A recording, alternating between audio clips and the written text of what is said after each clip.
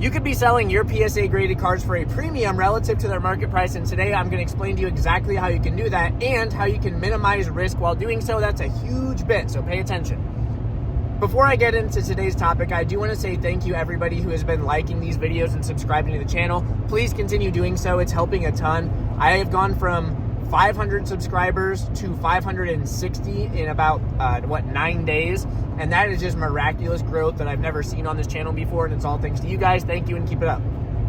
So everybody here probably knows that if you grade a card from your binder at companies like PSA, CGC, Beckett, Tag, all the 3-letter acronyms, and you get a 10, a gem mint or pristine grade where applicable, you can sell that card at a premium relative to the ungraded copy's market value. With that said, though, there are ways that you can gain an even greater premium relative to those individual prices. One way that I'm going to be talking about today is by grading your card with a card that goes along with it, and they get sequential PSA 10s. What sequential PSA 10s means are that 2 back-to-back cards in a submission graded 10. And so the last digit of their cert number are only 1 digit apart.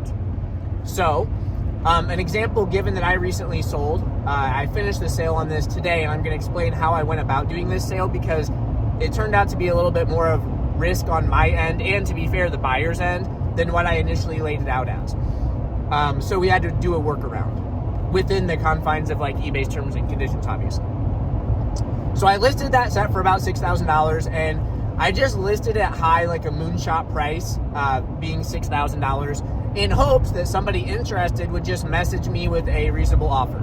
I turned down offers like $4,500. I turned one offer down at like $5,000, and then some guy messaged me offering $5,200. Well, if we look at the standalone prices of those two cards, the Umbreon V Alt Art and the Umbreon V Max, aka Moonbreon, the V is selling right around $700, maybe $750 on a good day in PSA 10.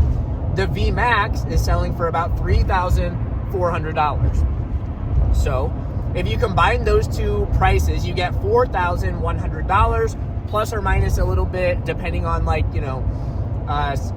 the most recent sales, right? I'll just cut to the chase and say $4,100 though for the sake of simplistic mathematics. When you look at my sales price of $5,200, that's an $1,100 premium on two of the already the most liquid cards in the hobby. That's awesome, and you could be doing that too. This isn't the only sequential PSA 10 set that I've ever sold. As a matter of fact, I used to sell a lot of copies of like the, the Umbreon V and V Max from the Japanese equivalent of Brilliant Stars. Was that V Max Climax, maybe? The one with Karen. Okay, that's a pretty cool set. But I was selling sequential sets of those back like in the lull period. I've done like the Espeon V and Espeon V Max Alt Art before, and those have commanded a slight premium in sequential pairs as well. However, the big thing to keep in mind is when I listed those two cards, something that you'll have to do when you list a sequential set is list them as a mixed card lot. The consequence of doing that is you get way less exposure, because when people pull up search results for Umbreon VMAX, they are looking under the category of individual cards. So you're listing your items by force, or by design, I guess, in a completely different category than what most people are going to be on the lookout for. What I had done is, and this was a mistake in hindsight, I listed my set in the individual card category. Had that buyer clicked buy now, those two cards would have went to eBay authenticity guarantee and been rejected because they can only handle transactions involving individual cards. So that was foolish. Again, the alternative of that is you list them in the mixed card lot category and you get far less exposure because people simply are not using that category as broadly. Well, what I ended up doing with this buyer is I split the cost of $5,200 between the two cards in a proportional manner. I listed the Umbreon V for $1,200 and I listed the V Max for $4,000. Now, if anyone were to look at sold price listings of the Umbreon V and V Max, something that could maybe not be like ideal here is they see those catastrophic sales and they're like, whoa, this was a shill bid or a shill purchase, blah, blah, blah. Well, rest assured, those cards, the way that we design the sale, they are going to eBay Authenticity Guarantee, which protects me as a seller.